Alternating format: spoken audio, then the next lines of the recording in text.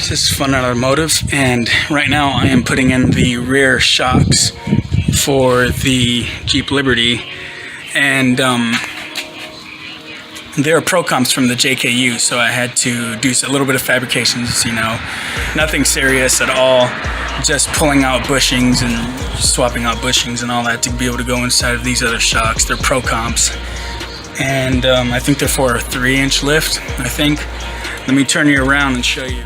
Here they are, all nicely installed.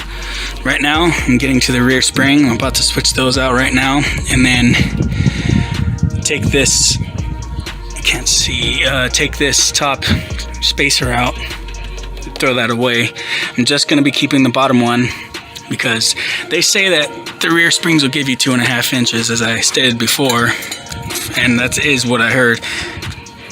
And so that means if I throw this 2-inch underneath that, and of course an isolator, then we'll see how it all goes, but I'll let you guys see the rest of it whenever I'm done. Hey guys, right now I am trimming the springs and getting them all set and finished. Getting ready, just getting those cuts done. I've already got one spring installed. Let me show you right now. One spring is installed, ready to go.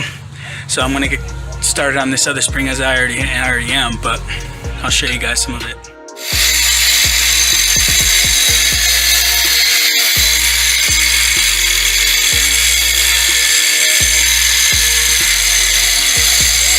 Guys, I'm finished doing the shock swap from the JKU to the KJ, and I even put the JKU shocks on as well. I don't know if I mentioned that before, but let me turn this around and I'll show you. Alright, this is it, finished product. JKU spring, JKU shock. I still have the 2-inch spacer on here, and I threw an isolator on top to keep everything nice and still. But it's looking good so far. Everything looks good. Way better shocks, pro comps. I've been wanting to upgrade these for a while and get rid of my junky stock ones right here. These things are out, they suck.